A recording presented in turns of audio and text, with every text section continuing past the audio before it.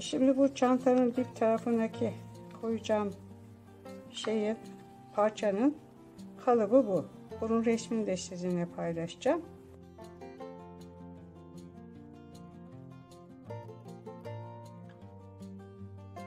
Şöyle kumaşın üstüne koyuyorum.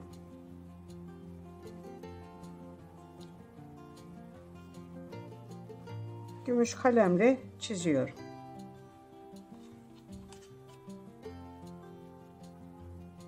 Bu yapacağınız çantanın büyüklüğüne göre değişecek. Şimdi çizdiğim yerlerden kesiyorum.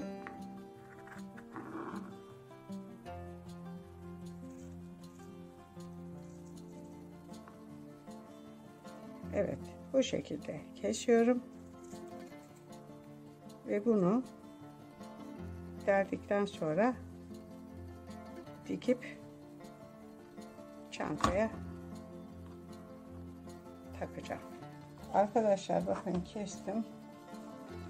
Şu ölçüleri de yazdım. Bunu da videonun içinde paylaşacağım.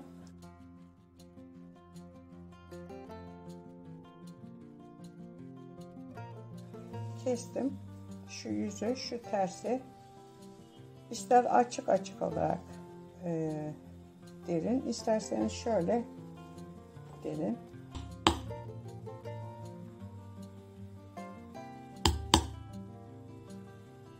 Şimdi bakın.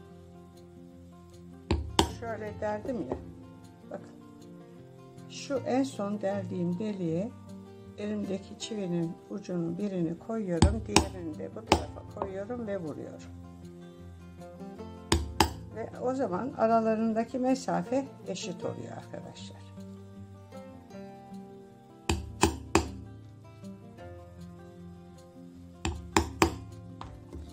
Şöyle yapacağım.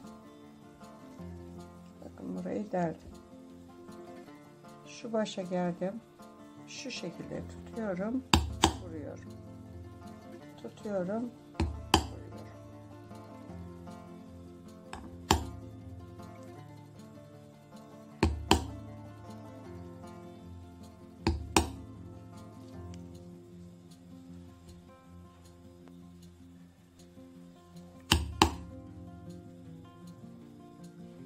Bunu deriden de yaparsınız, kumaştan yaparsınız, örgüden yaparsınız. Çantanızın bu alt köşelerine bir nevi süs oluyor arkadaşlar bu.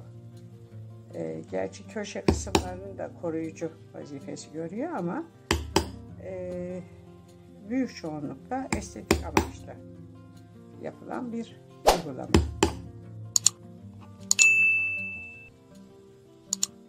Evet.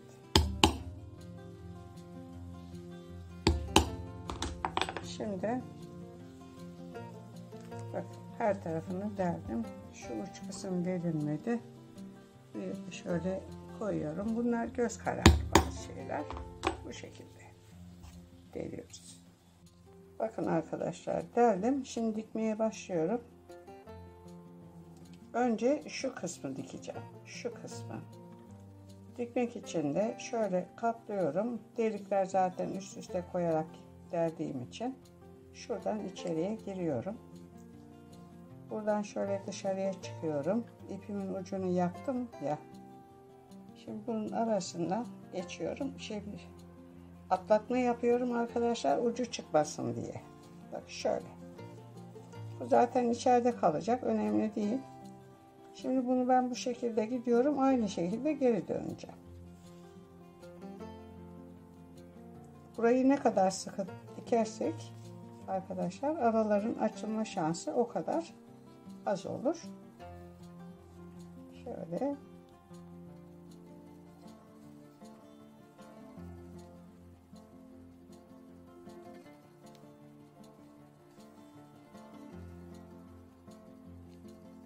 Şimdi bunu ben buradan tekrar şu başa getireceğim. Diktikten sonra şimdi şöyle çevirdiğiniz zaman göreceksiniz gayet güzel oldu. Şimdi ipim burada. Buradan şöyle buraya ben şey yapacağım arkadaşlar. Böyle dikiş yapacağım şu kenarları. Bakın şu şekilde dikiyorum. Buraları burada dikeceğim. Şu aradaki boş kalan kısımları da çantanın üstüne koyduğum zaman dikeceğim. Hem aşağıda çantaya tutturacağım o bölümleri, hem aradaki o boşlukları kapatacağım. Deliklerin içinden geçiyorum arkadaşlar. Şu vaziyette.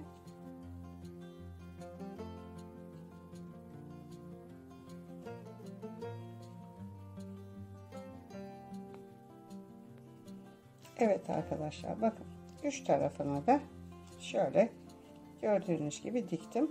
Şu aradaki boş olan kısımları da çantanın üstüne bunu eklerken çantanın üstünde bunu tutturacağım. Şimdi şunları diktim gördüğünüz gibi.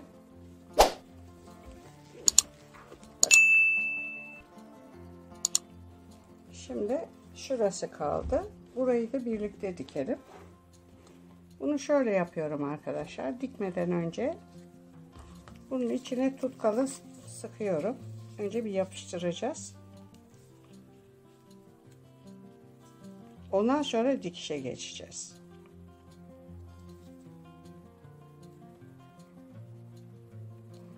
Şöyle arkadaşlar. Bakın. Şu şekilde tutuyorum. Bakın şu vaziyette. Şöyle tutuyorum. Tam şu sivri yeri köşeye gelecek şekilde ve bu tarafa paralel olacak şekilde şu tarafa şöyle yapıştırıyorum. Yapışacak ve ondan sonra dikeceğim. Bu şekilde arkadaşlar. Önce yapıştırıyoruz.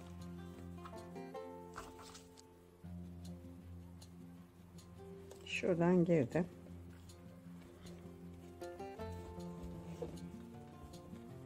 Bakın arkadaşlar, şu kısım dikilmedi, dikkat ettiyseniz şurası. Buradan böyle içine geçiyorum. Bakın bu boş olan alan dikilmiş oldu. Şimdi iğnem burada. Hemen şunun içinden bu tarafa çıkıyorum. Maksat tutturmak arkadaşlar. Şöyle. Maksat tutturmak. Şu kısmını yakaladım. Gördünüz mü? Tutturdum.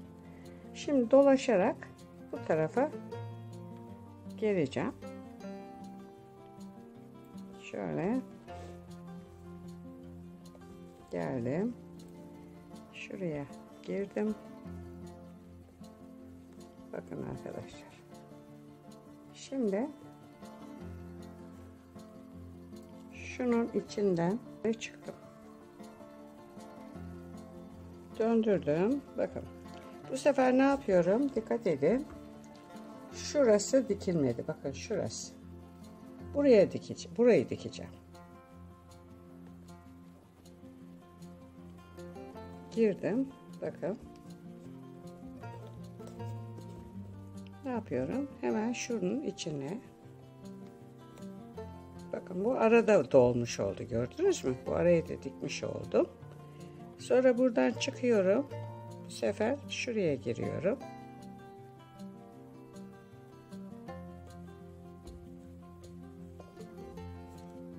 Şurayı da dikmiş oluyorum.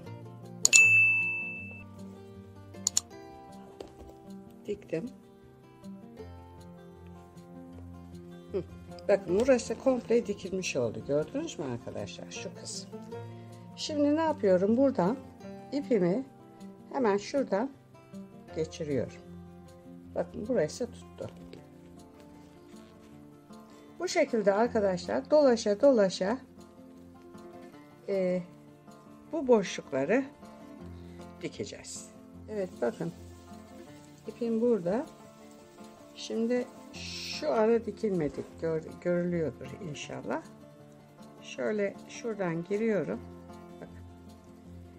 Dikiş tekniği bu arkadaşlar.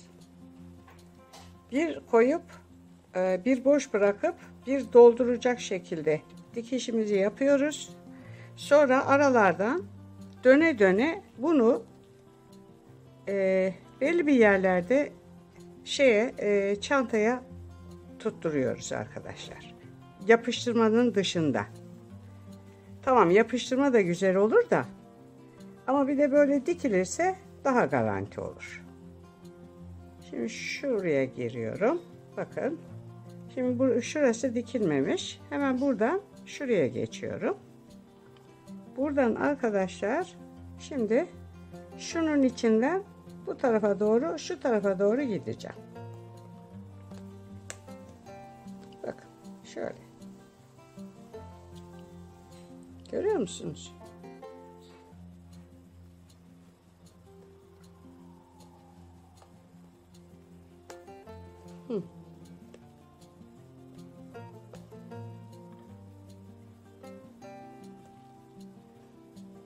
Yok, ben dikmem, tutkalla bırakırım derseniz siz bilirsiniz tabii.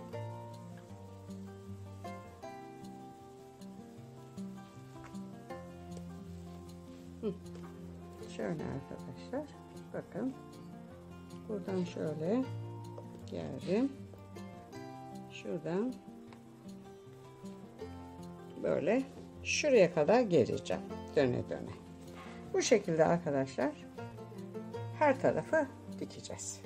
Evet arkadaşlar, bakın çantanın alt taraflarına yapmış olduğum bu hem estetik amaçlı hem de koruyucu amaçlı köşeler, renk yapımı bu şekilde oldu.